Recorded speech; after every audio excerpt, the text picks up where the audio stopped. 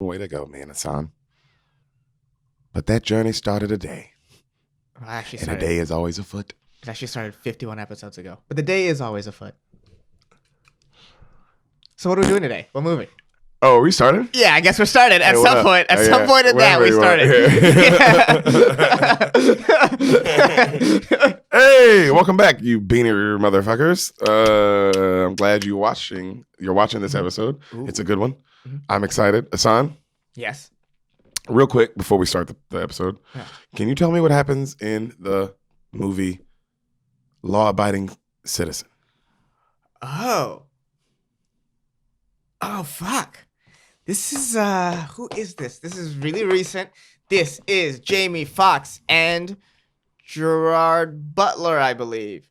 And there's someone, there are two cops, and Jamie Foxx is one of the cops, I'm pretty sure. Man, I don't forgot what Gerard Butler plays, but okay. Hey, and so Jamie Foxx. Did you just fart? Hey, you know how it is. Oh my God, Hassan. That was loud as shit, dude. That was out of your... Jesus. Oh, man. All right. So Jamie Foxx is... there's a bunch of killings that are going on. And they're like, this looks like a very familiar serial killer type person. God, you know you're serial killer. But keep going. God, I love you. You're good. Go ahead. Yeah. You're on it. And then so he goes, but the serial killer is in jail. How is he doing it? And then, I'm pretty sure I saw a clip of a guy putting a cell phone to his head and then a bullet coming through it or some crazy shit like that. Like the serial killer kills the judge or some shit like that, and they're trying to find out how he does it. And through digging and digging and digging, they find out that one of the partners is working for the serial killer. And don't you love that? I love you just know movies now. But keep going. And then there's a standoff, and then the good cop wins, but not before getting shot. Why does that always fucking happen? Yeah.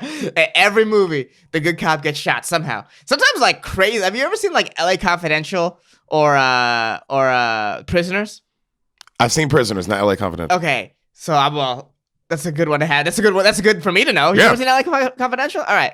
Well, at least in Prisoners, Gyllenhaal, I think it's Gyllenhaal, gets shot in the face. Yeah. Dude, that always happens. The good guy, when a good guy wins and a good guy bad guy standoff, the good guy always gets shot but wins for some reason. Yeah, good guys. It's in cop movies, especially the cop movie where it's like a mystery kind of cop movie. Yes. And then the cop finally figures it, and you're like, oh, and everybody's like, oh my God. And then it was like, God damn it, he didn't even get a second to enjoy that he figured it out. No. They never give them like 2 seconds to enjoy that they figured it out. Never. God, you guessed the shit out of that, dude. Is that Law Abiding Citizen? That's my Law Abiding Citizen. All right. You ready? Yes. All right, so the movie you just said is, I don't know what the fuck that was. Yeah. But now we're going to do the actual Law Abiding Citizen. But his movie sounded pretty good, right? Well, my movie's pretty standard. I think I hit like a kind of like a blueprint to those types of movies. Yeah. Yeah. Not this movie. So, Can I ask you a question before you start? What's up, buddy? How do you feel about this movie? Well, besides you think every movie's great though. Why did I even ask? All right, how about this? Yeah. Me and Sam watched it for the first time today because she'd never seen it. Mm-hmm. And I told Rick Glassman, the funny comedian, to watch this movie last night. Mm-hmm. At the show, and he was like, and I told him I spoiled the beans for him already last night, and he was like, I gotta watch this fucking movie.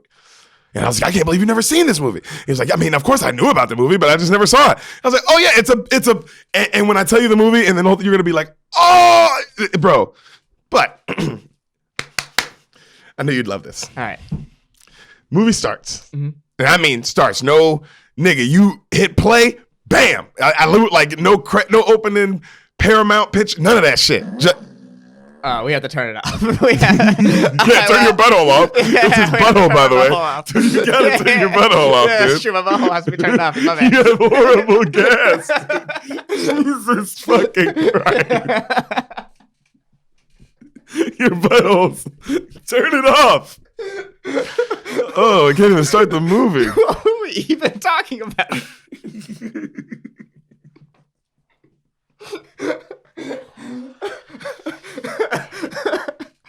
It doesn't smell bad. It smells weird. Does that make sense? Oh, I don't smell anything. Oh, no, you don't smell it. It just smells weird. Like a weird scented candle.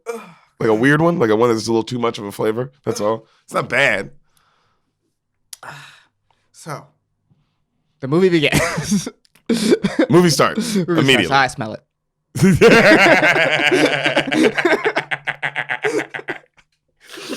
We're never gonna get through this for guys. I'm sorry.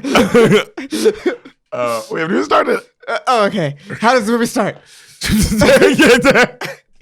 Okay, starts, which I like, just immediate. All right, we see a little girl and she's making a bead bracelet for somebody, right?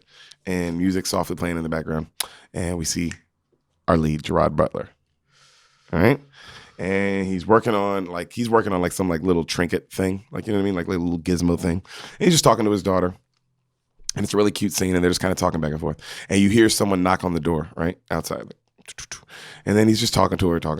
And then you hear another little knock. And you hear, honey, are you waiting for the help to get that? And then he says something like, no, I was waiting for you to get it. And she's like, well, you get the door, I'm cooking, blah, blah, blah. He's like, all right. And he says something to his daughter. He goes and he answers his door, and then bam, gets hit in the head with a baseball bat. Just immediately, pow, just like that. All right? Fuck. And then he comes to, right? He's tied up, he's taped up, and it's a dude, scary looking motherfucking dude standing over him. He goes, you can't fight fate. And he stabs him real slow in the stomach, Gerard Butler, right? And then he passes back out. And then when he comes to, his wife's tied up, right? Mm-hmm. And then it's really dope the way this is shot, because it's kind of like in and out, like from his point of view. Right. And so he comes to, and his wife's getting stabbed in the stomach, and she's like, and then he's like, you know what I mean? And then the partners, like the other guy's like going through the house stealing shit. There's two guys robbing the house. The other guy's stealing shit. And then he fades in. When he fades back out and he fades in, the guy's flipping his wife over, bro, and taking her panties off and shit. And then the other partner's like, come on, man, let's go. We got everything. He's like, hold on a minute. And then he fucking rapes this bitch. And he's watching. And so it's just his point of view. You hear him raping her from his point of view. They're just, you know what I mean? And then, bro, you hear him come. Like he finishes, bro, and then he looks.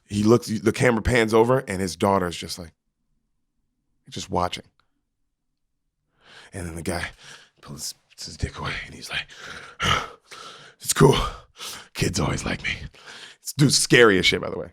And then you see like he seemed like a bag of fun. What? Way to stop your flow to tell me that the scary guy is scary. He was so scary. Like I saw his image in my head, and I'm like, oh, that thing was scary, bro. Yeah, I mean, from my point of view, sounds pretty scary. Yeah, no, I'm not describing like a monster. I'm describing like people in the world that do stuff like this. Yeah, that's real. That's a guy. Yeah, that's a human being. So. He goes and he just grabs the daughter, bro, picks her up, and then it cuts, and you see him like walk as the camera's like this, and he bends a corner, and then the camera spins, and it's back to Gerard, and he's just like, until he passes out. Law-abiding citizen. Credits and stuff like that. God damn, dude. Jesus. I got a frozen. The computer freeze? Yeah. All Hold right. on 1 second, guys. Technical difficulties. Oh, we're back. All right. To open and close. Man, this is the first time, little behind the beans here. Little behind the beans here. We sold that to VH1. That's why we don't talk about it that much. But there's a series coming out called Behind the Beans. Yeah. It was the first time using a computer. Yeah. Usually we have paper, but today we had to go laptop. Yeah, we're trying out this thing called the 21st century. We're going to see if it fits us. We don't like it. Already it's causing problems. But we'll see how it goes from here. Law-abiding citizen. Okay. Credits, pan of the city of Philadelphia. In Philadelphia. Literally same pan shots. No, they didn't, but they might have could have. So we see our other lead, Jamie Foxx, the Fox Man. Great act. God, he is. You destroy this, by the way, Jamie. Holy fuck. I mean, Gerard steals the show, but Jamie's just so consistent. He's talking to another lawyer, right? And they're talking about Jamie Foxx's 96% conviction rate. Ooh. Okay. And how he's the best lawyer in Philly, one of the best lawyers in the world. And he's talking to this other higher up guy, and the guy's talking about like, oh, what are you doing? Jamie, you gunning for my job? And then Jamie says a dope line. He goes, no, I'm aiming much higher than you. Yeah, and the guy even like laughs, and Jamie just walks off like on his phone, like not even looking up. You know what I mean? No, he did the not gonna even look up. Oh, that's great. Yeah, and even the guy was like, motherfucker. Right, you know? Yeah. This guy's hungry. Yeah, I mean, so we see his partner Sarah, this like woman that's like not assistant, but like lower level partner. You know what I mean? Yeah. And she's a white young lawyer, and it's the wife from Talladega Nights. You ever seen that? Rick about that. the blonde woman. You've seen her in a bunch of shit. Yeah, but yeah. I just watched Talladega Nights recently. Yeah. That it's on my brain. This keeps happening. Wow, why is that? I don't know. Well, that's the wife that leaves him, right? At the beginning? Yeah. Yeah. Okay. Yeah. So they and it's them two talking, and they're just showing how lawyer savvy they are. They're talking to another lawyer, and they're just easily winning whatever their case, like this other case, right? Just showing all the holes in it. And they're just it's really just like how impressively good they are, right? And then right then the DA comes in, and he called the big boss, and he calls Jamie Foxx, over, and they start talking about the Gerard case, okay? And then they tell him who the judge they got for the case, and then Jamie goes, "Oh, I don't like that judge. That's not a good judge." Blah blah blah. And then he says, "I don't think we can win. And I think I'm gonna make the deal." And then the guy goes, "But they murdered the little girl, man." And then Jamie goes, "It doesn't matter. The evidence doesn't fit. It just, they threw out some of the DNA. So blah blah blah. So I just don't know." Fuck. Yeah, they killed the daughter. And so he goes, the DA goes, "I understand. Well, you got to tell the father." And then Jamie goes, I know, it's my job." And then he goes, "Well, he's over there." And then Jamie goes, "What?" He goes, "He's right over there." And then he looks over, and then Gerard's just like, you know what I mean? Like just beaten man, beaten, broken man. So it's him two talking, and they're sitting at a table, and Jamie goes, "Do you trust me?" And then Gerard's like, "Of course." And then he goes, "Well, all right. Darby has agreed to testify against the other bad guy." So Darby's one of the bad guys. You agree to testify against the other bad guy, Ames. Darby's the one who raped. Ames is the one who was like, "Let's go." Yeah. Okay, just so you know. Okay. So he goes, Darby's agreed. Turns out the piece of shit is an even bigger piece of shit. Testified against Ames, okay? Yeah. And so Ames is going to go to death row. He'll get the chair in like a certain amount of years. And then he goes, "Amazing. What about Darby?" And he goes, "Well, he'll get pleaded down." And then he goes, "But he's guilty." And then Jamie goes, "Yeah, but the evidence against him got dismissed because the DNA wasn't, it didn't whatever match and blah, blah, blah. And he pleaded against the other guy and his story lines up. So that's just it's just easier. It's easier way." He was just like, "It's an easier way to make sure we get the X's and O's and everybody gets something, And then he goes, "But he's guilty. That guy's guilty. He raped my wife. He killed my little girl." And he goes, "Yeah, I know, but the evidence, blah, blah, blah." And he goes, "But I saw their faces. Forget the evidence. I saw their faces." He goes, "Yeah, but you blacked out. Clyde, you blacked out. Your story is going to get dismissed. If we put you on the stand, he's going to tear you apart just on the fact that you blacked out, And he goes, but a jury will believe me." He said, "We can win. I know it. I know we can win. I know it." He goes, "It's not what you know, Clyde. It's what you can prove in court." He's like, "Please, man. Please don't make this deal with this man. Please, he's a monster. You can't. He's a monster. Please." And then he goes, "It's done, Clyde. I'm sorry. I made the deal. This is how the justice system works." And he goes, Clyde's just broken. Gerard's acting, by the way, is amazing in this. He goes, "I know you don't think this is a win, but this is a victory, okay? We got a victory today."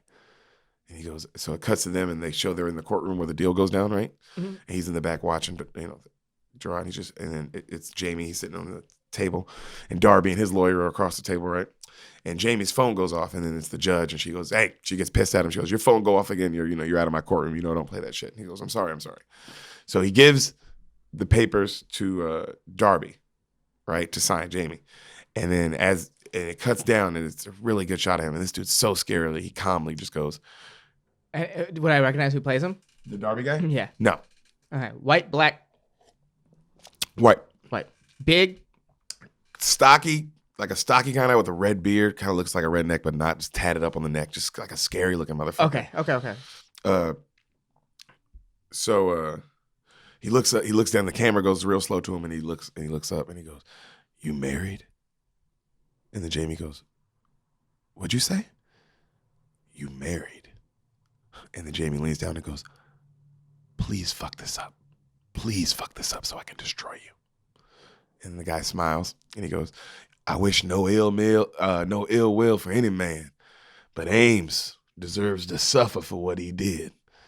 Can't fight fate." And then he signs it, and everybody walks out, right? So the big time lawyer talks to the DA guy is talking to Jamie, and he's like, hey, don't beat yourself up. You made a decision. You can't beat yourself up once you make a decision. You got to run with it. That's what this game's about, blah, blah, blah. And then Jamie goes, hey, man, aren't you supposed to tell me like an old wives' tale right now to make me feel better? That's what you usually do. And then he goes, okay. Marcus Aurelius hired a servant to follow him in the streets everywhere he went. So when everyone praised him, his only job was to whisper in his ear, you're only a man. You're only a man.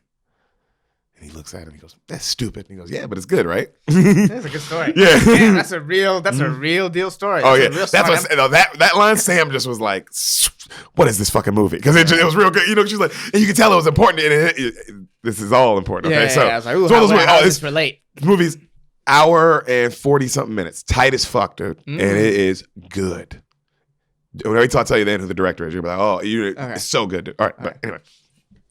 So, yeah, so so he goes, how does that come back to the movie? Right? Yeah. So he says, you're seeking the death penalty for Ames, right?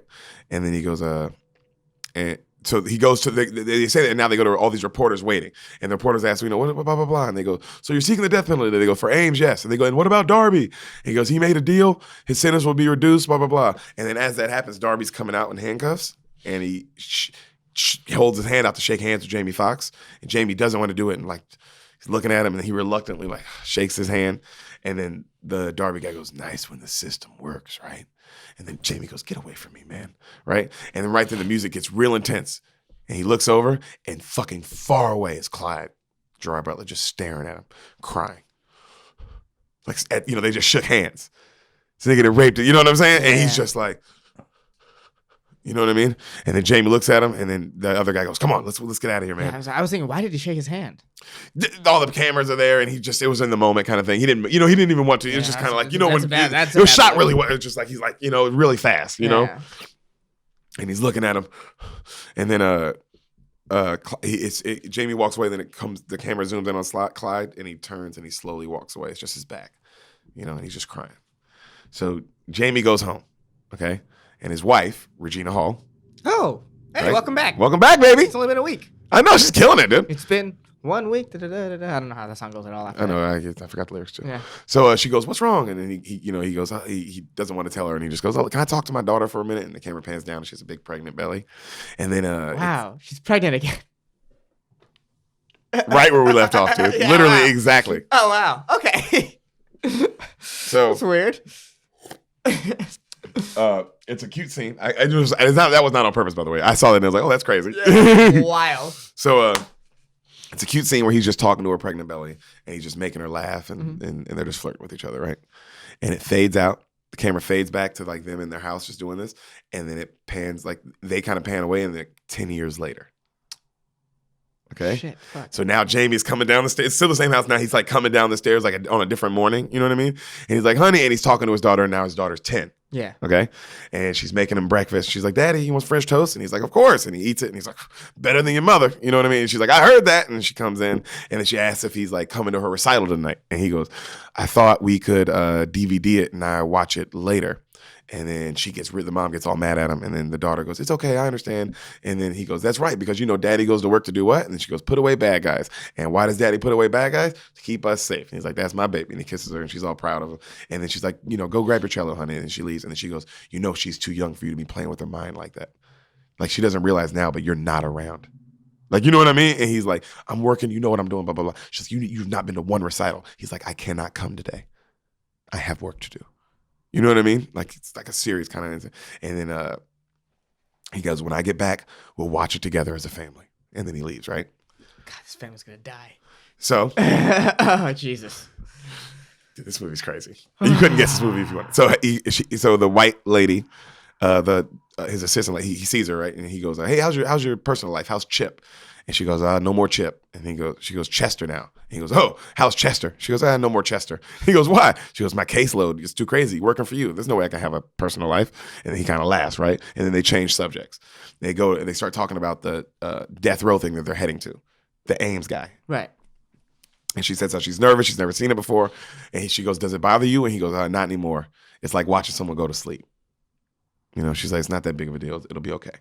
So they get there and they're strapping the guy in. The shots of these, director killed this. Shots of these are amazing. He's so it's the guy strapped up in a chair, right? Mm-hmm. And as they're strapping up him in the chair, it's also like it cuts from like the straps from him doing the straps on his hands to like her doing her cello. Like, and it's like beautifully done too. Like the way, and it's like really intense and sad. You know what I mean? And it's to the other arm and her on the other side of the cello. You know what I'm saying? Like, like each one, and then like his leg was the other time, and then his leg, and then it cuts to like the curtains, so where the people can watch. Oh, this like. Okay, yeah, girl. Like the curtains for the people can watch, like that opens and you see him, and then it also, as the curtains open, it cuts to like, it fades to like her, and the curtains open and she's about to play her recital. Yeah, you know what I mean? Like, and it's going really cool. Like, it's like, oh, that's so fucking dope how you did that. You know? Right. So that's happening, right? And then she starts playing, and then that music is like playing now in the so it cuts back to that, and then you hear Amos say, "What I did was wrong. I should have never been there. But I swear to God, I didn't kill those people. Wrong man's dying here today." That's it. Fuck it. You know? And they pull him back down, right? And then they lay him back, and then her daughter goes, and then everyone stands and cheers for her, right? And then they start the murder. And then it's the guy, and he looks over, and then it's the first injection, and you see it go down like, shh. And he's like, and he's crying, and then it goes to the second injection. It's like 3 tubes, and then the second one, shh, and then and he gets all drowsy, right, and his vision starts to go, and then the third injection goes, right, and he looks up, and then he goes, fuck! And then all his veins start coming out of his body, and then everyone on the other side jumps up there like, what the fuck? And then she's like, and then he's like, get her out of here, and she's like about to throw up, right? And then he's watching, and the guy's like, like he's about to go fucking Super Saiyan, you know what I mean? Yeah. And then all his veins are coming out of his chest because he's wearing like a white apron, like thing, and then he starts bleeding out of his chest as he's screaming, and his body, and then he just dies like that, right? Huh. And then of course everybody's looking like, what the fuck just happened? You know what I mean? And so it cuts back to Jamie outside, and he's talking to the girl, and he's like, you okay? She's like, yeah. And then right then the cops start coming up, and they ask some questions. They go, wow, so who murdered your murderer? And then the guy says, the machine must have been corrupted, blah, blah, blah. So they go to check it, right? And then when they check it, on the back of the machine, on the back of one of the tubes, like the last tube that did it, it says, can't fight fate, inscribed on it. Right? Ooh. So. Ooh, wow. Holy shit. Jamie. Holy shit. Hey, what would you want for your last meal? If you were on death row, I did think about that while this was happening. Because I wonder what this guy had for his last mac and cheese, some wings, man. Really? Keep it simple, dog. I'll be so happy. I mean, I know I like that shit. It's good as fuck. See, steak, mashed potatoes, some kind of Coke. Coke or Dr. Pepper? Ooh, give me a Dr. Pepper too. Fuck yeah. Way to bring that up. Dr. Pepper. And you know what? Give me a cookie and cream milkshake right after that, bitch, dog. I'm going out. I forget. What am I? Oh, yeah, I'm not getting ice cream, nigga. Give me a cookie and cream milkshake on the way out, bitch. What kind of ice cream you getting with? Oh, vanilla. Just a big vanilla milkshake or a vanilla bowl ice cream? No, bowl of vanilla ice cream. Just no sprinkles, no nothing, no chocolate. No, just plain. A big bowl though. Like I want way too much, by the way. Like I want to drink so much of it that I'm like chocolate sick. Syrup. Hot? No. I don't need a hot. Yeah, you don't need a hot. No, I don't need a hot. Hell yeah. I'm going out sick to the stomach, bro. Yeah, right. I'm going out where I'm also like, I want to die anyway. Yeah. Also, what kind of poison causes, what kind of shit causes that to happen? Oh, we'll get there, baby. So, I mean, we have to. You have to explain what the fuck that is. So Jamie says how someone in the courtroom, Jamie, so they say I can't fight fate, right? And it's inscribed on the thing. And then Jamie goes, someone in the courtroom said that to me, but I can't remember who did, like the name, right? And then it cuts to and they're driving in a cop car like, woo, woo, woo, woo. And they're like, James Darby. And he's like, yeah, did 3 years, blah, blah, blah, for the murder of the family, blah, blah, blah. And then the cops go, that's the going rate for murder these days, 3 years? And then Jamie goes, well, if you guys wouldn't have contaminated the crime scene, we could lock them up for longer, right? Cuts to Darby, right? And he's doing a huge line of coke on the table. Okay, he's got a hooker laying down, knocked out on the floor, and he's just watching the news, and they're talking about Ames' horrible death and how it went wrong, and he's like laughing, just like an evil fuck, right? And then, right then, his phone rings, He answers it, and in like a deep throat voice, you hear Clarence James Darby. And he goes, "Who is this?" "You're done. Coke on the table. Coke on the table, hooker on the floor. That's 3 strikes." "Who is this?" "Look out your window." "Is this a joke?" And he runs and he looks out his window, and then the cops are like showing up to like right then you like all the like he's just a million cops showing up to this place. "Motherfucker!" Fucking grabs his gun, takes off running outside, and just starts blasting, pop, pop, pop, pop, pop at the cops. Right? Then he takes off and he's running over roofs now, just jumping over roofs like you know like how close houses are in Philadelphia, like that.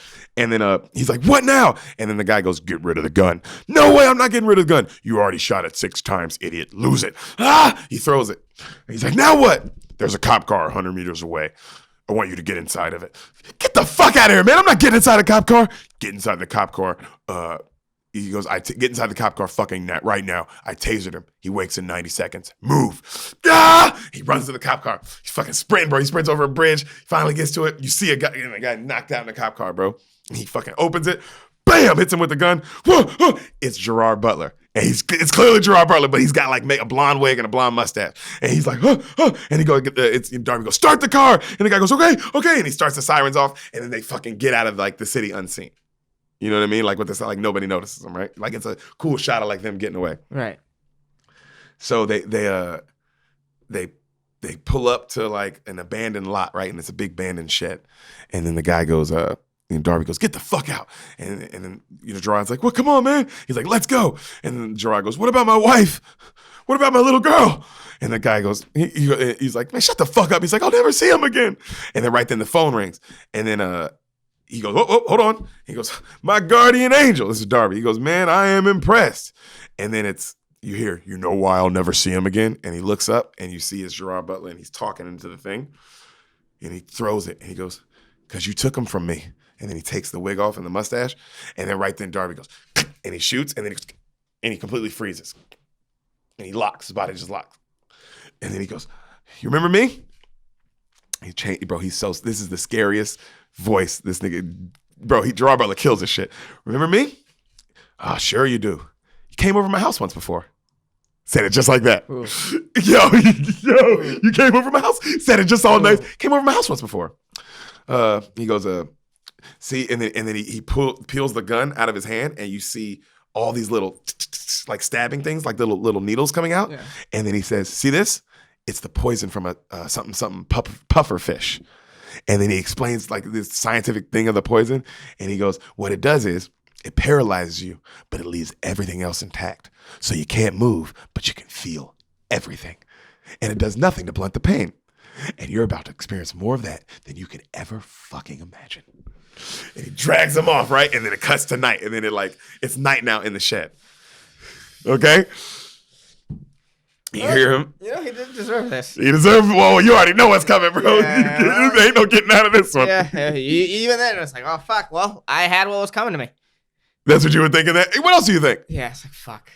It makes sense. It makes sense I'm about to die like this, too. Yeah. I live this type of life. You ready for this? This is about to get real, bro. Yeah, I'm fucking ready for it. He goes, all calm. "Tourniquets?" And so you don't bleed out. And he's talking to him. And you see him like this. He's tied up completely to a chair. See, he says, "Now you tired out? You may be here a while." And he goes, "Saline solution." He flips the bag. "This will keep us going." He goes, "Let's make sure these clamps are secure and comfortable." All of his body is clamped down, like every single part of his body. Right. He goes, and he grabs him and he goes, "You really are shaking." And the guy's, "You're going to love this." And he pulls up a needle. Adrenaline. He goes, "Now this is so you don't pass out." Puts it in him, and the guy's, you know what I mean? And he goes, "Now let's clamp this down." And pulls out his tongue so you don't swallow your tongue. Clamp that. Smooth as shit, though. He's doing it like nothing's going on. And he pulls out a box cutter, and he goes, "Now this is for your penis, but we'll get to that later." Puts that away. He goes, pulls out a knife. "Now this is for your eyelids in case you insist on fucking shutting them." Holds for a minute. "Bro, you see, I know what it feels like to be helpless, Darby. Like when I watched you slaughter my family. Can't fight fate, right? Right, Darby?" And then he goes, "Oh, and look." And he runs off and he goes, "I made this especially for you." And then he hits a button and a machine goes, and it's just a mirror right on top of Darby. So he's looking at himself. And it's in the corner is a big pit. It's like a little picture, not big but not small, of his family. Okay. And he goes, and he goes, this is a lot. Yeah, bro. And you see it, and he holds his hand on his heart, and he goes, "You hear that? Your heart is beating so fast. Mine's too." And he looks up at his family, and he goes, "Now they can watch you suffer." And he goes, "Now I want you to watch. This is so much. As I cut off all your fucking limbs. You see, I wasn't lying when I said I wanted you out of prison." Then he hits a button on a camera, and he goes, "That was the truth." Puts a mask on so you can't see his face. Zzz, big old saw. Right as it goes down on his leg, it cuts to Darby's face, and you just hear it.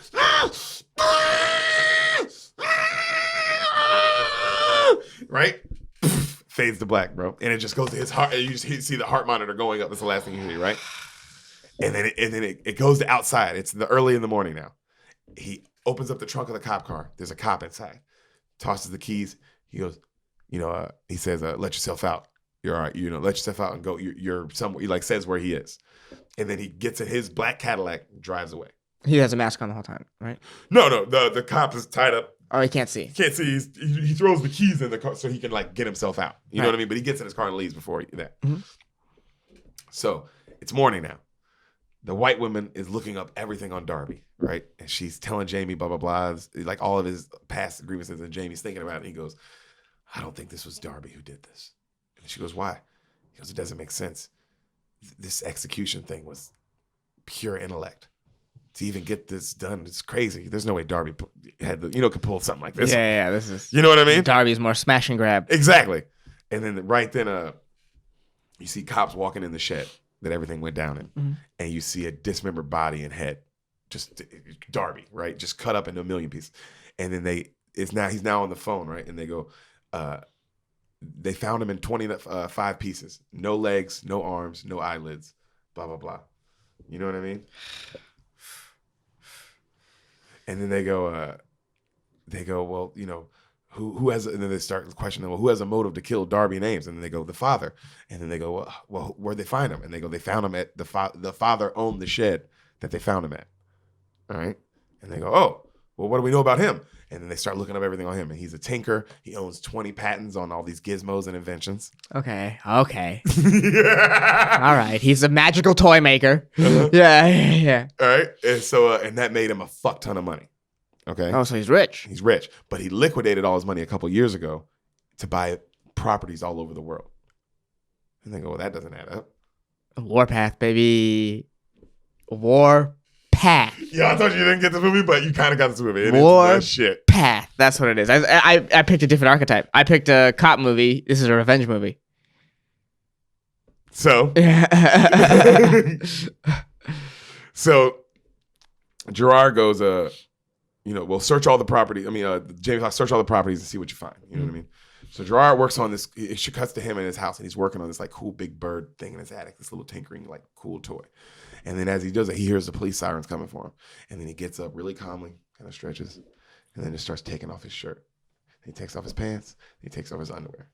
And then as the SWAT busts in, and he's completely naked. And all he has on him is the bracelet. And so they bust in, and he's completely butt naked, clearly to prove a point. Right. Right?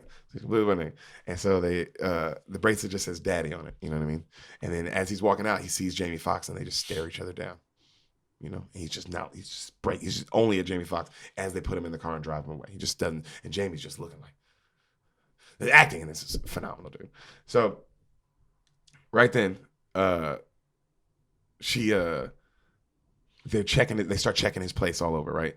And they find he has mad law books everywhere, more law books than a lawyer would have. Okay. And they're all been used. They're "Yo, he's been studying." You know what I mean? And then there's a picture of Jamie Foxx and Darby shaking hands from 10 years ago. And it's posted up on a thing. And it's circled. Yeah, you shouldn't have shaken his hand. What's that called that? Yeah, what the fuck are you doing? Even if there wasn't a revengeful dad left, let's say he killed the whole family and gets away with it, you still don't shake his hand. Yeah. You're the prosecutor. Fuck that guy. Yeah, you know he took a deal, so you know he did it. Yeah, he did it.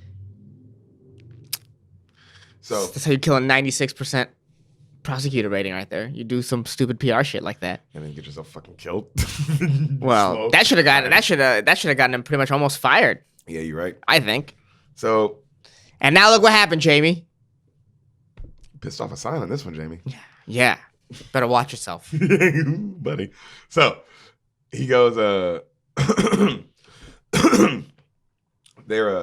There's a pic of they're looking at the picture of Jamie, right? So they do that. So right then you hear a door knock on the door, and you hear the little daughter answers for Jamie. And now it's back to the house. The daughter, and the intense music is playing, by the way.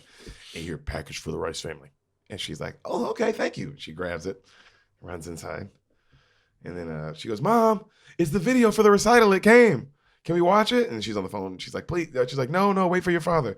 And she's like, "Oh, come on, Mom, please." She's like, "No, wait for your father." And then she's like, looks, and then she opens it up. She's like, no. And she's like, I'm gonna put it in. Like, you know what I mean? And then she goes and she puts it in all slow, right? She puts it in, and it cuts right to the tape of the murder of Darby. And she's like, Mom! You know what I mean? Cut to now Jamie Foxx. He's talking to, he's in the holding cell, and he's in the holding cell talking to Gerard. And he cuts off all the cameras and the audio. So everybody outside is like, what the fuck? What's going on? What is he doing? And he goes up to Gerard and he goes, what I'm about to tell you, no one can know, no one can hear. I'm a father. I have a little girl. What you did.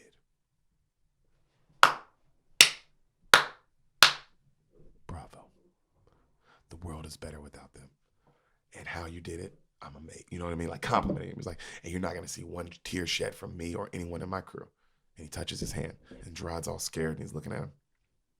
And then he goes, that being said, I have a job to do. And then he cuts all the stuff back on. He goes to sit back down. He's like, I got to ask you some simple, direct questions. And then Gerard's like, okay.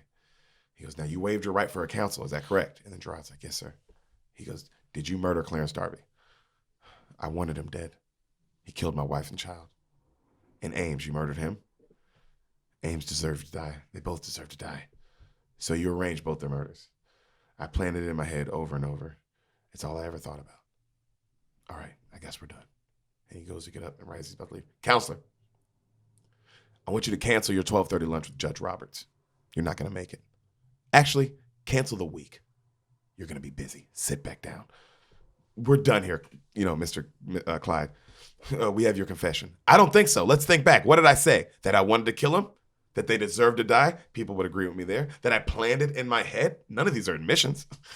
We know you did it. Well, it's not what you know. It's what you can prove in court. Isn't that right, Nick?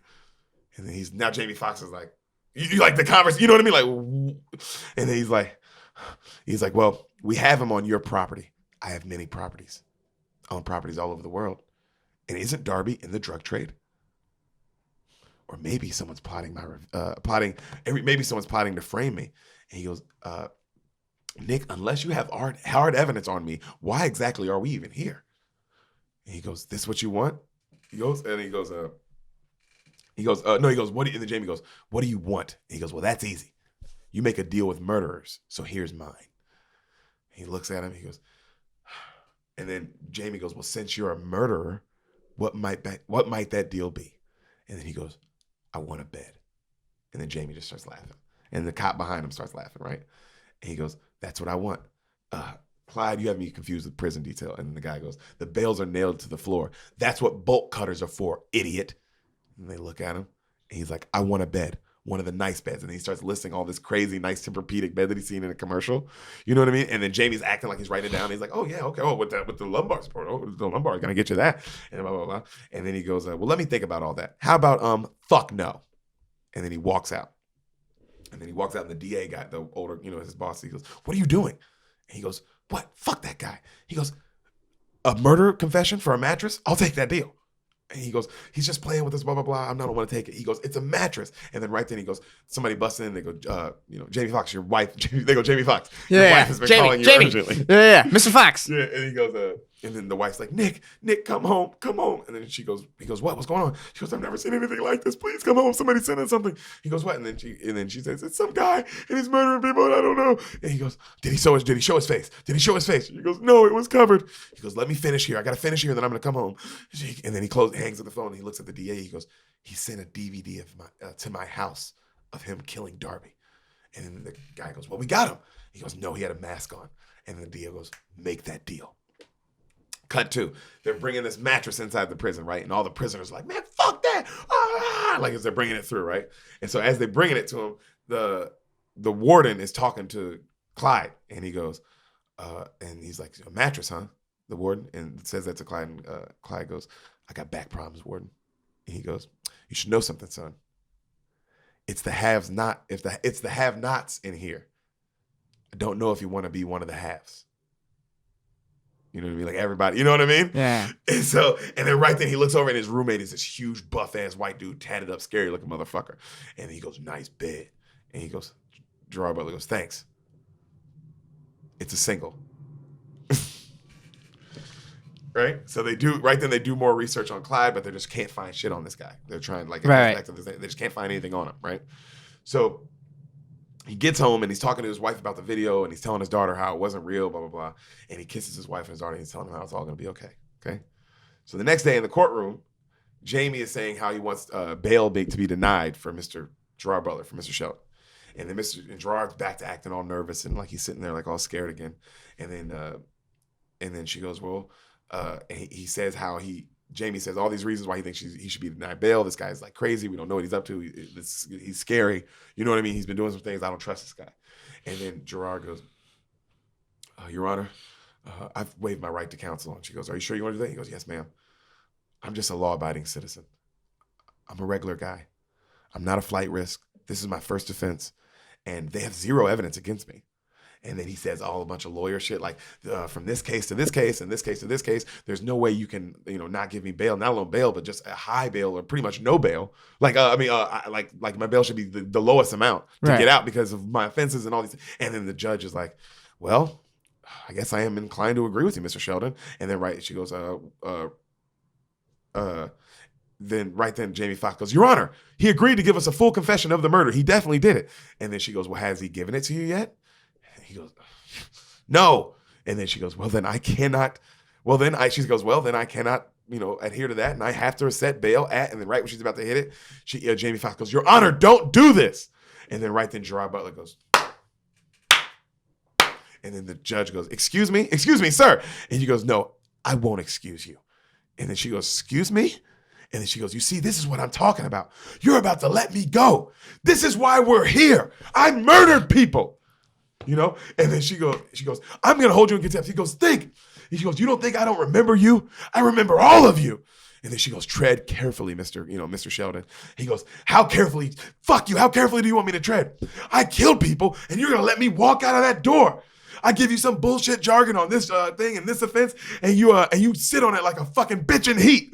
And then she goes, in contempt, you will be held in contempt. And she goes, do you have any idea what justice is? Do any of you have any idea what justice is? And then she goes, you'll be held in contempt, bail denied.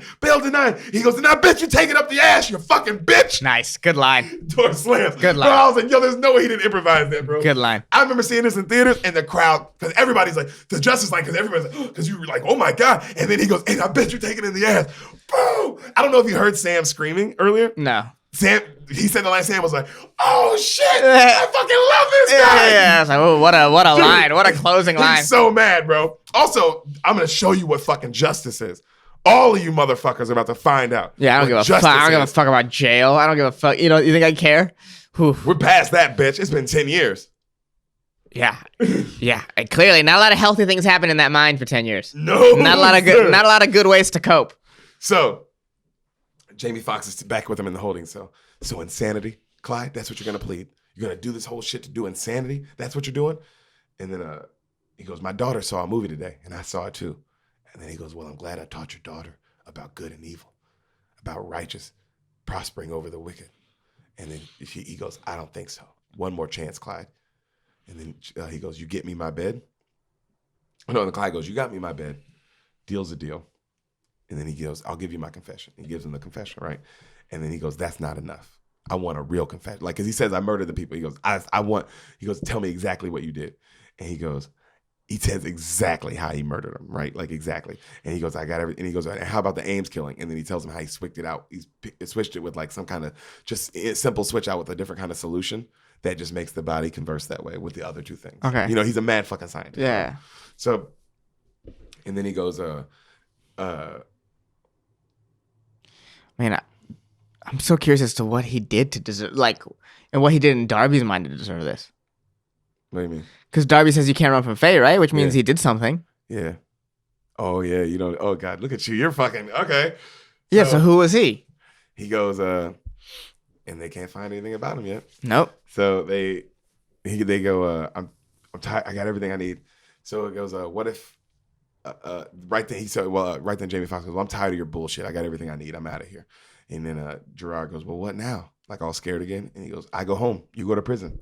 We're done. And he goes, well, what if I had another confession? And then he goes, call a priest. And then he goes, no, I want another deal. And he goes, you get no fucking deal. You know what I mean? And then Gerard goes, you ever been to Del Frisco's? It's really good. They cater. What I want is the best steak from Del Frisco's with all the trimmings and all the sides. And then right then Jamie goes, fuck you. And he stands up and he goes, and I want my iPod as well. You know, I'd love to listen to some music with my meal. That's what I want. That's the deal. And then he goes, for a deal, you got to have something to bargain. Then he goes to walk out. He goes, would the life of Bill Reynolds suffice? And then Jamie goes, and he leaves, right? And then right then, outside, the cop goes, who the hell is Bill Reynolds? You know? And then Jamie goes, he was Darby's attorney. And then they go, can you find him? Call him. And then right then they go, his wife reported him missing 3 days ago. Right there. So they all now look at the camera that in the holding cell, and Gerard is just staring at it. And he goes, right in the camera, he goes, looks like I do have something to bargain, Nick. At this moment, he's still alive. I'll tell you exactly where he is. Bring me my meal and my music, 1 p.m. sharp. 1 p.m., Nick. 1 p.m. Goes to black. This is a pretty simple enough request. Cuts to the catering van pulling in, right? Yeah. They check the shit out of it, dude. They show them thoroughly checking this van. Right, yeah. Every stitch of it. You know what I mean? Then they check the food. They send it through an X-ray machine, all this shit. And then Jamie Foxx is going, it's 5-1. It's 5-1, guys. We need to hurry this up. And the warden and the cops are all pissed. They're like, fuck him. We're not doing this on his time. We'll make him wait. He ain't shit. You know, like, fuck this guy. And then right then Jamie Foxx goes, yeah, all that's good and dandy, but we are on his time. We need to get this food in here. And then right then the warden goes, check it again. So they run the food through again, right? So now they bring the food in. All the prisoners are yelling shit at the waiter who's bringing the food in with all the guards. And they're just yelling, oh, fuck you, give me some food, bitch ass motherfucker, you know? And then right then they start pouring all the food on the plate for Gerard. And he's chained up to his bed. And they go, steamed asparagus, mac and cheese, porterhouse T-bone steak. And then his roommate's in the corner. He's looking at him. You know what I mean? And then they go, he goes, can I get a napkin, Nick? And then he gives him a napkin. He goes, oh, excuse me, waiter. Put down 30% for yourself, my man. And the waiter's like, all right. He leaves, And then he goes, what time is it, Nick? And then the warden goes, 1. And he looks at Nick and he goes, is that right, Nick? Is it 1? And then Nick goes, it's 1:08. You can't be honest with me, Nick? Late or not, your food is here, man. Where is he? Silverware. I need silverware. And then the warden goes, you get a spork, idiot. He looks at him. He's like, thanks. And then he takes a bite of his asparagus.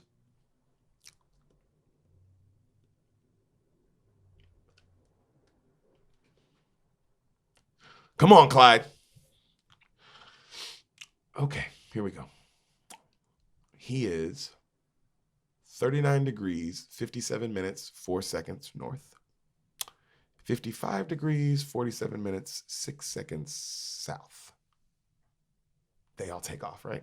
And he's eating, and then he hits play on his music, right? And he's just fucking cold. And everybody, they lock the cell, now they're gone. They're in the chopper, they're trying to find the guy, right? So he looks up, there's his music playing at the guy, his cellmate. His cellmate's just like this staring at him. And he goes, So I suppose if I don't share this with you, I'm gonna. And then the guy goes, I'm gonna get up, cock my right hand back, and I'm gonna split your fucking skull open. And he goes, why don't you join me, man? Come get some of this food. Come on, sit down, right? And the guy sits down. He's like, take some mac and cheese, take something. He rips off a piece of the steak and he gives him a huge piece of the steak, right? And so now they're sitting there and they're eating. And it's going back and forth between them and then on the chopper looking for the guy. Okay? Right. And then he's like, pretty good, huh? He's like, yeah, food's pretty good. And he's eating it with they're eating it with their hands, just like animals, because he gave him a spork, you know? And then the guy goes, what'd you do to get in here? And then Gerard goes, what I had to do. And then he goes, the guy goes, you got a girl or something? And then Gerard goes, long story. What about you? He's like, I got a few girls back home. And they go, yeah. He's like, what about a boyfriend? You got a boyfriend in here? He goes, man, shut the fuck up, man. And they like start laughing. And now they're like eating and like having a good time. Yeah. Right? And then it cuts back to them and they're on the chopper and it's like all intense and shit and them trying to find a person. Dude, it killed this, like the shots, right? And so they finally land and they see a briefcase on top of like a spot. And they run up and they're like, dig. And they're digging and they're digging. And it cuts back to them eating, right? And Clyde, he's finishing his steak and he hides the T-bone part under his table. Okay? And so he's talking to the guy, and then it cuts back to them, and they finally dig, and they open up a big chest, and the guy, the lawyer, attorney guy for Darby, he's in the chest, and he's hooked up to all these IVs and an oxygen tank, and then they check him, and he's dead. They got there too late. So right then, Gerard cuts back to Gerard, and he's talking to the cellmate guy, and he's like, lucky day, man, got you some food. You want to take a shot at this? And then he hands him the iPod for the music, and he shows him how to work it. And then as he's showing him how to work it, takes the T-bone steak, right in his neck. And he's like spitting up food, and then blood squirting everywhere all over the bed. And he stabs him like maybe 100 times. And just blood he's just covered in blood. Blood's all over his cell, all over the food, all over the bed. You know what I mean? There's a metal music blasting out like... You know what I mean? Next stuff. Dude, he's laying down, and then he lays down in bed, covered in blood, just calmly like this. Blood everywhere all over. Next stuff. The warden busts in. Why next stuff? Down, and he goes, he looks at the warden, he goes, I need a shower, warden. Get him out of here. Put him in solitary. You know what I mean? End of the scene. So back at the scene, they find out how if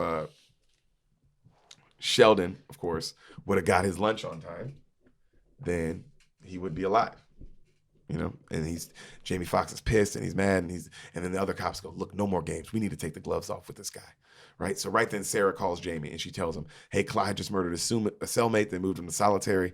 That's all we know right now. And then they hang up, right? Who's Sheldon? Yeah, that's his last name. Clyde Sheldon. So they show Clyde in solitary and he's just looking at this itty bitty box that he's in, right? Yeah. Solitary, and he's just kind of looking around calmly too, just almost like, what can I do with all this stuff? You know what I mean? How can I tinker? Dude, and it's exactly, and it's just like, oh, this is so cool. Just you see him just like figuring stuff out. like, yeah. Yo, who is this guy, right? Who? What did he do? Jesus. So so right then Jamie walks up, right?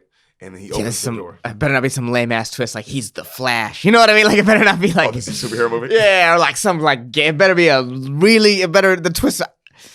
I know. There's a lot of build right now. I know. There's a lot of build, and I've been let down before. I've been hurt before, Derek. I have hurt you. I've been hurt before. Well, I hurt him today, guys. Been hurt. So he goes, Jamie Foxx walks up and he's talking to him and he goes, we found Reynolds. And then he goes, it was too late, wasn't it? He goes, I had to tell his wife. He had been buried alive. He goes, and your cellmate, what was that? And then he goes, you murdered someone because your lunch was late? And then he gets up and he goes, no, you did because you couldn't keep your word. Everyone must be held accountable for their actions. And then Jamie goes, you think your wife and daughter would feel good about you killing in their name? And then he gives him the bracelet that his daughter made that says daddy, right? Mm-hmm. And then Clyde gets taken aback. He's looking at it. My wife and daughter can't feel anything. They're dead. Jamie closes the door. So right then the big boss comes out and he goes, Nick's trying to find more stuff on Clyde. He can't find anything. He goes, let's get some air, right? The DA guy. You'd recognize him, by the way. You recognize every actor in this. Okay. Every single actor is a famous person. Okay. Even all the character actors too. Okay. So he goes, we were meeting someone. And then Jamie goes, who we're meeting? And he goes, someone who does some nasty shit so we can live the American dream. And then they go underground and they go through all this stuff and they meet this weird skinny guy and he's smoking cigarettes, right? Yeah. And then the skinny guy goes, so Clyde finally lost it, huh? And then he goes, one of you guys piss him off? And then they go, you work with him? And he goes, I was never here. And then Jamie goes, was he a spy or something? He goes, a spy? That's a dime a dozen. I'm a spy. He's a think tank guy. And they go, what does that mean?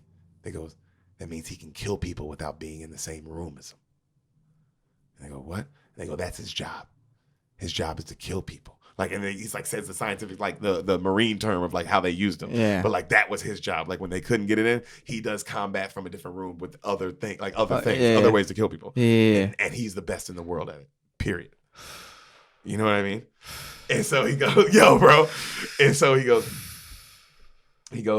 one time there was this big Afghanistan terrorist, blah, blah, blah. We absolutely couldn't kill this guy. We couldn't get close to him, couldn't do anything. We were burning millions of dollars, millions and millions of government money to try and kill him. Finally, we call Clyde. He develops a necktie with a silicone thread, blah, blah, blah. Got it to his wife as a gift. His wife gives it to him, chokes him to death. He dies in like 10 minutes. You know what I mean? Like he's like, and then he goes, just like how he said, and they're looking at him like, what the fuck? And then he goes, you have to assume he can hear and see everything you're doing, every move you're making. And then they go, we have him in jail. He's in solitary. He's like, if he's in solitary, that's because he wants to be there. You think he killed his cellmate? Randomly? That's another pawn off the board, baby. Anyone who has anything to do with that case, he's coming. And then Jamie goes, so what are you saying? So we can't stop him? And then they both laugh. And he goes, walk into that cell, put a bullet in his head. Aside from that, you cannot stop him. He leaves. Woo, man. Hecklers will be asked to leave, baby. And this bitch. I love when the song loves a movie. This is good, baby. I knew you were gonna. I did this one for you. So, who could have used less neck stabbing? Sarah put that out there. Is setting up a meeting. Shirt is terrible. Anyway, Judge is horrible. Love the Comedy Store, but love it. Worst shirt ever. Oh my god, he's great. Yeah. Who wants a shirt that only comes up to the elbows? What? With terrible fabric. It's made of like plastic and box. And you can't read it. You can't do. If I didn't say hecklers will be asked to leave, could you guess that, or does this look like some weird Lord of the Rings text? All right, so the white chick sets up a meeting with the judge, right? Mm-hmm. And then he tells her, they're telling the judge, we need to keep Clyde on ice. He is in, and then the judge is like, he's in prison. And then they go, yeah, but it's worse than we thought, Judge. Blah, blah, blah. And then it cuts back to Jamie and he's talking to the white girl. And he goes, I think you should stay at your friend Chester's tonight. I don't know if it's safe for you out there. And she goes, okay. And so he's talking to the judge and they're talking about how they need more restrictions on Clyde. And she's like, yeah, but he's in solitary. And she's like, a decent paralegal will be able to get him out of that in a week if he wants. And then she goes, look, they're like, we need to restrict him. Less hours, less anything. He not even the hour a day. He should get nothing. Blah, blah, blah. This guy is scary. We don't know what he's up to. Blah, blah, blah. And then the judge goes, so you want me to rescind his God-given rights for some murky sense of the greater good? Okay, I'm game. That's what she says, that's right? fair.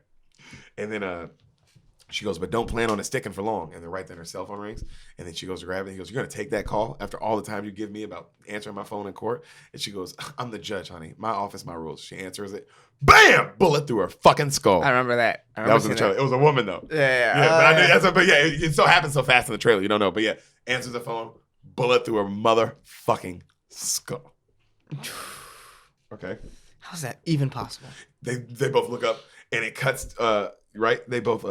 They look up and they're like, oh shit, back out. And Jamie Foxx is like, because the DA guy's frozen. He's like, back out slow. And they just back out, right? They go to see Clyde now and he is chained up. They have him chained up like a dog. Because now they're just like, what the Yeah. They don't know what to do. Yeah. You know what I mean? You gotta shoot him. So, because it's like, this guy carries out assassinations for you. You clearly shoot him. How's he doing it from a solitary confinement cell, bro? Yeah. Well, how are you not gonna get away with it? He's also playing this for 10 years. This thing is a beast. You're also cops. There's videos of you guys shooting people, and you're totally fine. Take this one guy this guy has actually killed a judge. Yo, he just killed a judge. And he's gonna come for you. Just kill him. What? So why are you not killing out of sense of the justice system? The fuck? What are you talking about? So they tell Clyde, so you kill judges now, Jamie Foxx? And he goes, and then Clyde looks up, all chained up. Lessons not learned in blood are soon forgotten. What are you gonna just talk to him meanly and you're gonna figure it out? And then he goes, all this for vengeance, Clyde? Vengeance? Yeah. That's what you think this is? That's what Clyde says. Yeah. And then Jamie Foxx goes, what? And then he goes, vengeance? Jamie, and then he says Jamie Foxx's schedule to him for the last 10 years. Every morning at 8 a.m., every morning at 6 a.m. you wake up, at something you start working out. At 8 a.m. you kiss your daughter and you drive her to school. And so he's like, you don't think I could have slaughtered you and your entire family at any goddamn moment? And then Jamie goes, you think about touching my family? You even think about touching my fucking family? And then he goes, I do my job. I'm the best. It works. You at war with the world, Clyde. It won't bring anyone back. He goes, I'm not at war with the world. I'm at war with all this. All of this. This thing that brought us together. You, and then Jamie Foxx goes, you and whoever else is helping you, they're gonna fucking pay. You don't have any idea on who I am or who is helping me. You see the bodies and the smoke, but you don't know everything. But you don't know. He goes, he says, all you see is the bodies and the smoke, but you don't know anything. And then he goes, do tell. I'd rather show you. And then he goes, what? Jamie goes, what? He goes, here's the deal. Release me at 6 a.m. Or what? Or I kill everyone. Jamie backs out. He just keeps staring at him. Bro, Gerard is a bad motherfucker in this, bro. So, it's like if Taken was a bad guy. Yeah. Yeah. It's like if Taken flipped it. It was like, and the daughter died. And he was like, well, I'm going to take my vengeance out now. On the legal system. So they take him in, right? And they take him inside to the solitary, and they start checking everyone in the prison. But that's why you like him, too, because he's taking on something that's so clearly corrupt. Yeah. You don't mind it. You don't mind it at all. You're telling people, it's like, yeah, fuck it. Yeah, I get it. So I get it. They start checking everyone. Jamie Foxx has everyone checked in the prison system, like in the prison, working for his accomplice, right? Right. Everyone working, every lawyer on the case, everyone now is being checked. You know what I mean? And they go, and Jamie's like, someone's helping him. So from now on, we're moving everyone into the prison. That's where everyone's going to be. It'll be the safest. And now we're here with him. So now everyone working on the case, everyone involved now in the prison. Okay. Right. So they're all now in one place. So which is a terrible idea. They are all working on Clyde's late night stuff, and they're also trying to find the accomplice. Yeah. Okay. And so they're to me, this is like akin to, in The Dark Knight Returns, how they sent every single cop underground to find Bane. Yeah. It's like that to me. It's like, oh, that's a dumb decision to put everyone together at one place. Well, they think somebody's in on it helping them, so they want to they're trying to get him near. You know what I mean? Like, so that, no, because now whoever's helping him is inside. So now you can't leave to go do stuff. Yes, that's what they're doing this for. Well, I think the right plan would be is to send everyone off to different places and murder him. And murder him. we've already gone past that. They clearly should have murdered him, but if they're not going to, you take everyone, put them in different places. You don't tell you just communicate. You just communicate externally via phones or like laptop, and no one knows where everyone is. But now you've herded them all in a pen, and he says he's going to kill everyone. And lo and behold, everyone is there with him. Yeah. So it's quiet. They're all working on the thing. It's late night. It's like 4 a.m. Mm-hmm. And then the white girl looks up and she goes, would you do it the same way now?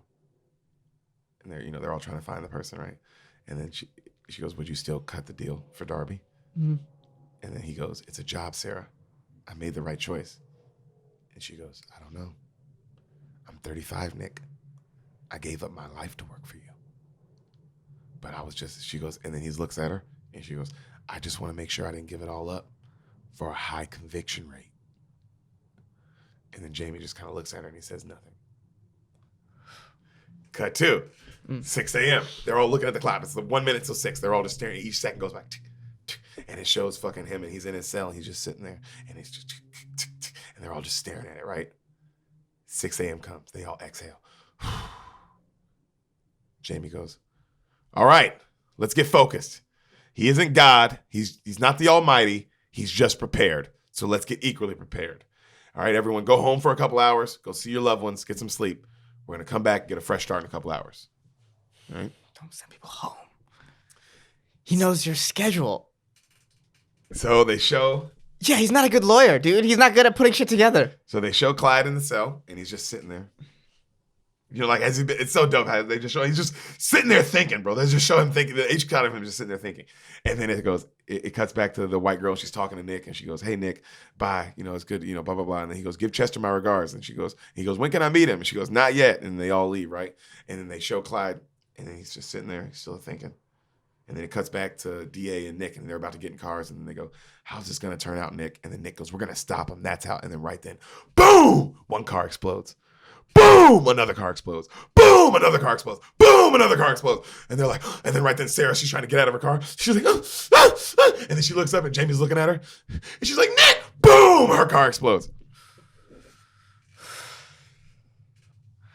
I don't know why you're not listening to this guy. Up until this point, he showed himself so clearly capable. I'm mad at Jamie Foxx. Jesus. I went from being like, yeah, it's not even a good cat and mouse game. No, this is the cat. Yeah, it's all cat and zero mouse. Yeah. The mouse has no thinking skills. Tom and Jerry, this mouse is the exact opposite of whatever Jerry was. So, A completely incapable mouse. cuts back to Clyde in his cell, and he's sitting there, and he's holding back tears. He's really sad. Yeah. Okay. So, cuts to He didn't seem like a happy guy. the news, and it goes, "This marks the first time in history government officials are getting murdered systematically, like in a row." You know what I mean? And then it cuts back to Nick, and then they're like all at the prison still, and then it's the cops, and they go, "Nick, we found this beacon outside the wall. This is what set the bombs off." And then they go, "How did the bombs get in the cars? We checked every one of the cars. There's no way. They all were here." And then they go, "It was put in the gas tanks. We don't know when. Long time. That had to be way before. It's just been in the gas tanks." And then they go, "This stuff is extremely precise, man. We don't know how he did this. You know, these bombs are crazy." You know what I mean? And then they go, He's the Flash. you know, and they go, "He could have taken out a lot more if he wanted." And then they go, "What about Nick's?" And they go, "Nick's car was clean. It was the only car that wasn't touched." And then Jamie Foxx goes, "I gotta go." And he leaves, right? So they go to visit Viola Davis now, him and the white DA guy. Viola Davis is in this movie. Yeah, She is the governor of Philly or whatever. Okay. Mayor of, you know, the governor of Mayor of Philadelphia. So she goes, not only do we know who did it, he's locked up and he's still killing people? Explain this to me. And they go, "We can't, Mayor." And they go, "How did this happen?" She goes, "Jonas, you're the DA. How did this happen?" And he goes, "He is very smart. He is very angry. And someone outside is helping him. We don't know." And she goes, "I don't care how smart he is or who's helping him. We release a statement saying that we have suspects and we know who did this murder on the judge and blah, blah, blah. And we know who did the murder on the thing." But she goes, "I am assigning you both to security to both of you. You know, get this situation under control." And they're like, "Okay." Kill him. So it cuts back to Jamie Foxx, and he's telling his wife, he's putting his wife in a private car, and she's leaving. He goes, "No phone calls, no credit cards, no computers, nothing. Get off the grid." Okay. And she's like, "Honey, please." He's like, "Take the kids." And he goes like, "I love you." They kiss. He says bye to his family, right? So they go to his house. They go, "Nick, your phones are clear. Nothing's been tampered with. Your house is good. No one's been inside. Like nothing's been touched." He goes, "Okay." So they bring Clyde outside, right? They're back at the prison. They're bringing him outside the gates. It's just Jamie Foxx and a couple cops and the snipers on him, you know? So they walk up, and then Clyde walks up to Jamie, and he goes, "You should have taken my deal," Clyde says, and then Jamie just starts beating the shit out of him. Beat, pow, pow. 6 innocent people. Pow, pow, pow, pow. That's how you want to play it. Pow. And then he goes, "That's how you want to play it?" And he starts choking him, and he goes, "What if you were right? Huh? What?" He goes, "What if you were right? What if I did what you wanted and we lost? And Ames and Darby both go free. Don't you get that? That could have happened." And then he goes, "You didn't even care, Nick. You didn't try." He goes, "You could have walked out of that courtroom with your head held high. I could have lived with that. But you didn't even care." And then Jamie lets go, and he goes, "Just end this." And he goes, "I'm just getting started. I'm on some Van Clausewitz shit, man. Total fucking war. I'm going to bring the whole disease corrupt temple down on your head. It'll be biblical." And then they take him away, back to his cell. And then he just sits in his solitary thing, and he just goes back to thinking. Dude, who is this fucking guy, bro? Why are you not just killing him? So, at the funeral, Nick and his boss cry over the Sarah girl, right? And the DA guy's like, oh, she was a good kid. He goes, did we bring this on ourselves, Nick? And he goes, absolutely not. Absolutely. And then right then a cop goes, gentlemen, we got to go if we're going to make this press conference. So they go and they get into separate cars. And the cop goes, stay sharp, everybody. And then they're on the move. And then it goes into a bird's eye view of the cemetery, right, as they're leaving. And then you hear, zzz, zzz, and then the music changes. It gets real intense. Zzz, zzz, and then you see a camera watching the trucks, right? And then you see like these black gloves operating these like little tiny cameras. Zzz, zzz, you know what I mean? And it's all you see, just that little black gloves.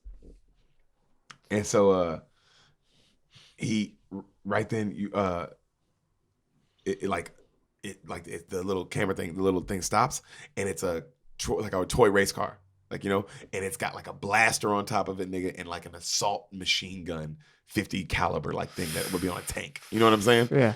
And so, right then, they're looking at it like he's moving it, like he's setting it up, and he's looking at the cars moving, and then he blasts them with the electric thing, and all their cars stop, right? And they're all like inside, what the fuck? And then Jamie goes, hey, tell him to move Nick, the DA's car away from mine. I think this guy's about to, like they're about to blow up, like to get him safe. You know what I mean? Yeah. And so the guy in front puts his car in neutral, so it kind of rolls forward, like away from Jamie Foxx's. And then right then, Jamie Foxx notices that gun on the toy car, and he goes, what the fuck is that? Get down! You know that sound that like those kind of guns make? Yeah. Yeah. And it The real guns? unleashes on the car, the DA's car, the white guy. And just like 50 to 100 rounds. Okay. And then Jamie Foxx, he gets out, and they hold him back. And they're like, no! He's like, no, Jonas! Right? And then right then you see a fucking rocket launcher. Blows his car up. Jamie's? You know? No, the DA DA's. guys. You know? Jonas! And then Jamie just looks completely defeated. And then it cuts back to him. Right now he's talking to the mayor again. And she's like, I told you to handle this. You didn't. Now the jailed psycho has the entire city scared. Kill him. She goes, I should fire you right now. Yeah. I should just continue doing what I was doing. And then he goes, I resign. And she goes, that's your real answer? And she goes, no, I'm not letting you do that. Bring me that Bible. She's like, I'm not letting a criminal decide the fate of Philly. Decide the fate of Philly. She goes, and we need a new DA. And then she goes, we'll do a form of swearing in later. Raise your right hand. And then she goes, I, Nicholas Rice, do solemnly swear. And then she swears him in as the new DA. Okay? Kill him. So it's Viola Davis now on the news. Mm-hmm. She's putting this complete city of Philadelphia on lockdown for this guy, for a guy in solitary confinement. We don't know what he can do. Stay in your city. We're curfew, blah, blah, blah. There will be armed guards on every corner. We're going to do whatever we can to keep the city safe. We're doing everything we have to do. This is a guy that knows the people he's going to. He knows their schedule. He knows what they do. He knows everything about them. Switch it up. This is the only thing you can do. Staying locked in your home is something that he knows very well. He knows your home. No doubt in people's minds, the city will be secure and under our control. It's just saying this to the people. So much doubt in my mind. So Jamie is looking at pics of Clyde's family murder. He's going through the case. Yeah. He's just going through it and going through all the old stuff. And he goes through it all, and he stops and he goes, okay, Clyde, I get it. So they start talking to Jamie about the weapon that killed everyone, right? And how precise it was, and blah, blah, blah, and how the person who used this like tinkered it, and how crazy it must be. And then he goes, I think he's saving you for last. And then he's on the phone while he's there. He's getting all this information from the cop. And then right then he gets an email, and it goes from Chester. Okay? And he goes, hold on, I got to call you back. I think I got something. And then it shows a bunch more properties. And then it's like, Sarah had me look this up last minute before this guy got her. I hope you get him. You know, right. I thought he was Chester. You know what I mean? All right. And it's like all these extra properties that he also got that were different than the other ones. Right. Okay. So Jamie calls in for all the real estate listings in a certain area, and then he starts cross-checking everything.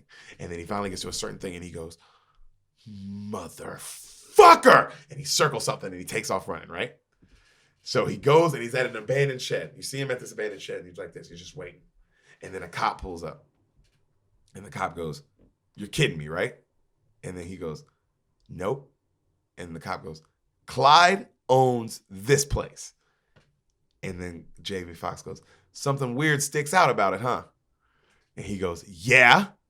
And then Jamie Foxx pulls out something to break into the place, the shed. And he goes, what about his civil rights? And Jamie Foxx goes, fuck his civil rights. Pff, they bust in the door. Camera pans back. The shed is literally outside the gate of the prison.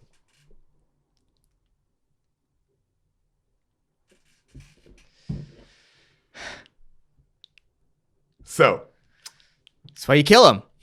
I'm, dude, all on board with this killing the guy plan. I don't know. Okay. So they go inside. They start checking through everything, right? Yeah, of course. They see the car. They see like cars and gadgets, and then they see his black Cadillac. That's Clyde's, the black Cadillac that he had from earlier in the movie, right? And then they go, that's the car from outside his house. And they go, yeah. So they hit a button, and the car raises up. There's a tunnel below the car. Unfucking believable. They pull their guns out. They go in. They cut the lights on. They start going down this tunnel, bro. And then they go, this guy tunneled into prison. And they're walking through, and they get to the end, and they see bullets, guns, all kinds of bombs, all kinds of disguises, all kinds of shit. You know what I mean? And then they go down another hallway, and then they notice a room, and in the room has all these ladders, and it goes up to these little tiny little cell doors things, and they go, he tunneled into every cell in the solitary.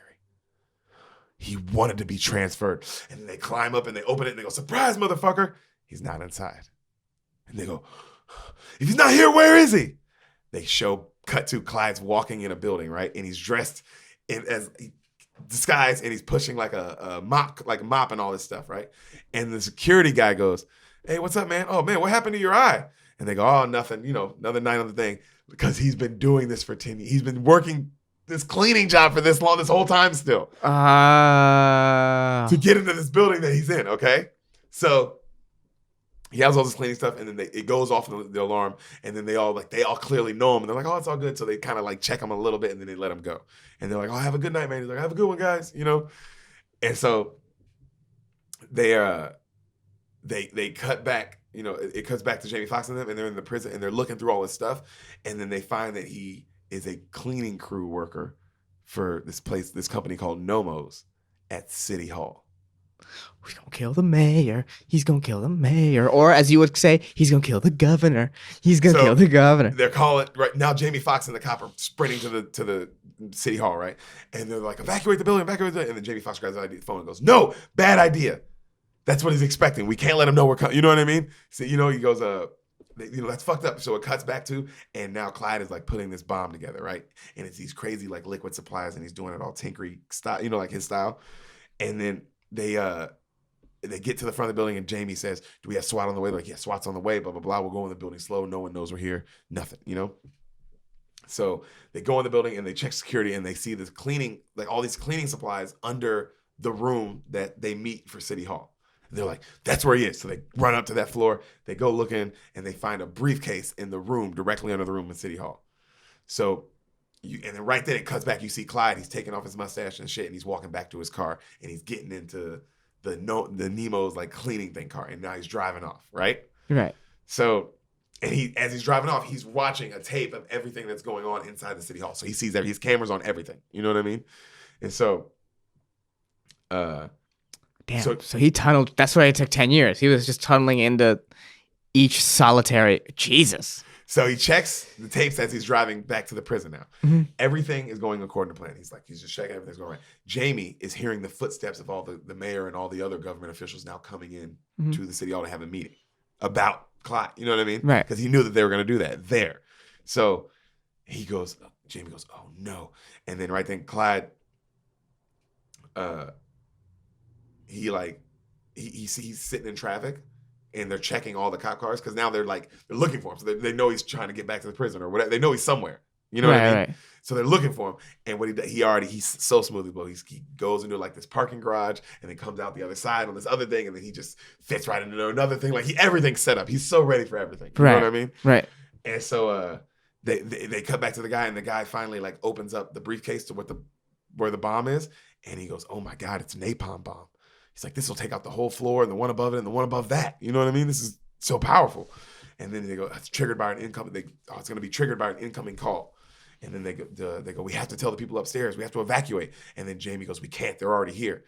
If he sees an evacuation, then he detonates it anyway. We all die. It doesn't matter. You know what I mean? That's a good point. And then they go, so what finally do we do? Thinking. And then they go, so what do we do? And then Jamie's looking around. They look at each other, right? And then right then, a cop calls Jamie, and they go, he's pulling back up to the prison. He goes, all right. And then they show people upstairs and they're having a meeting and they're talking about Clyde, right? Shows Clyde. He's running back to his cell in the tunnel. So he's watching the meeting on the camera and like listening. And then she asks, why is the mayor goes, why is Clyde still in this city? And he's listening. He kind of laughs and he smiles and he's like, he goes into like the first part of his tunnel and he starts planning everything for his next move. You know what I mean? And then he like starts crawling back up to his cell, and then Viola comes back to Viola and she goes, I want him out of my city by tomorrow. Tomorrow, you understand me? You know what I mean? And then right then he crawls in, gets in, and then right when he opens the door, he closes it, and he's smiling, and then you hear, hey, Clyde. And he turns. Nick, I wasn't expecting company. And then he goes, I've never seen anyone tunneling in prison before. And he goes, yeah. Clyde kind of looks at him. And then Jamie goes, the solitary.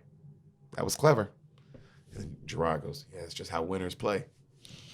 And then he goes, you convinced the other guy he's making all the right moves. That's what I did with you.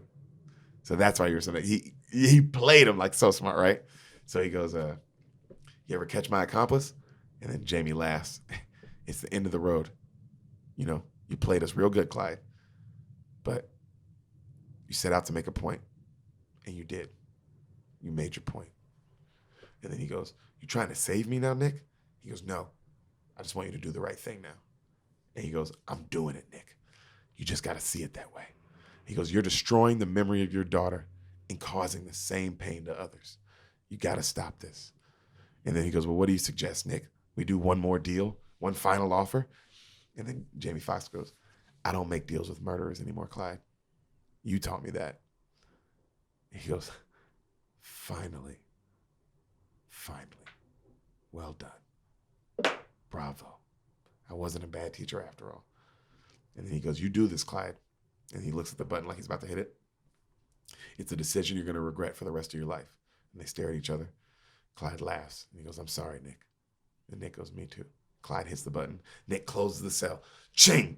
Like I said, it's a decision you're going to regret for the rest of your life, which right now is 25 more seconds. Closes the other door. Jamie takes off running. Clyde tries to go to sneak out the other way. The cop is locking the door from that way. Go, go, go. And now they're both running out the tunnel. And then Jamie's running out the prison. And then Clyde's looking around. And then he goes and he grabs the bomb under his bed. And he tries to open it. And it's like fucking locked shut. And he's like, shh. And then he looks and he kind of smiles. And then right then the timer starts going off. Beep, beep, beep, beep, beep, beep. And then he grabs his bracelet from his daughter, and then the bomb goes off, and you see all the fire, like real slow motion, like, and it goes up all the wall behind him, and all around his feet and up his legs, and like, and he's just looking at it, and he's just like not broke, just pain, and he's looking, and then the bomb, and then it cuts to Jamie, and he's like walking outside, and he's completely fucked up, and like just like, and then all behind him, you know what I mean? Mm-hmm. And slow pan up of the prison just on fire, right? And then in Philadelphia, the city of Philadelphia. Cut to his daughter's recital. And him and his wife are watching. And he looks torn up, bro. Jamie's just like. And then finally, it ends, and then he stands up. And he's just kind of crying and applauding for Law-Abiding Citizen. Directed by F. Gary Gray. Makes sense. That was intense. That was very intense. Now I want to watch it. I want to see if I like the twist, because you told me he's telling out, and I was like, oh man, I don't know, I felt like I wish it was something different, but maybe I'll feel different when I was watching it. Well, not now, because now you're expecting, I mean, no, seeing it was amazing. Yeah. Even Sam thought it was, because it's just, you right. don't see it, you don't see it coming. I didn't see it coming. That's why sure. I don't know why why are you trying to judge it? It's just, just enjoy that you didn't see it coming. That's fair. The best. You've also seen enough movies. The fact that you didn't see it coming is more impressive than that's fair. Whatever your that's opinion. Fair. That is fair. It's so cool, man. Yeah. Anyway, regardless of that, it's an amazing movie, dude. Yeah. This movie is really good. It sounded really intense. It sounded very, very intense. More intense, you think, than Paid in Full or definitely more intense than Paid Gray? in Full. More was happening in Paid in Full. The Gray, it sounds like it's on that level of intensity. Like that level of like, I just can't handle it. That's how I felt. Well, no, it's way more cool because it's a mystery. Other than you don't get to experience the mystery. But here's what I'm telling you. It's a mystery, man. That's why the movie was so exciting, because it's just, and they give you little pieces throughout, and it's still action-packed, but it's just that mystery element that makes this movie so good. And then I thought the twist was amazing, because like I remember seeing it in theaters and going, fuck, that's awesome. That is pretty awesome. That's awesome they did all that. it makes sense why it took 10 years. 10 years. That's why I was like, why is he doing 10 years? That makes sense. And then he pretty much gave him a list of companies that were like fake. Yeah. So he wouldn't look at his real companies. Yeah, that's pretty wild. Dude. That's pretty wild. It all out. And also, I think Gerard Butler's, besides 300, this is his best acting. Yeah. Well, has he been in anything recently? I don't know about recently. But this is the first time I've ever seen him play he was playing like he's playing like a superhero kind of guy, but mentally, not like physically. Not like a physical. So that was cool to see him play like a smart, like a genius kind of guy. It was cool to see that because he's still jacked, but it's not his strength. His strength isn't that. I do enjoy the fact that they finally they just killed him. Yeah, he had to. Jamie Foxx wasn't playing with him anymore. Yeah. Oh, Jesus. Oh, it took that many people to die? Go play with him after he sends your daughter a DVD. But you also got to remember, Jamie Foxx is a guy who you believe in the justice system. Yeah, you believe in it all the way. And clearly it didn't work out. Oh my God, it didn't work out. Holy fuck. Everyone died. Yeah. Everyone died. They Breaking Bad'd him. Dude, they break him. Yo, right? They Breaking Bad'd him. Everyone. Yeah. God, I love this movie. I've seen it so many times. Watch it. Law-Abiding Citizen.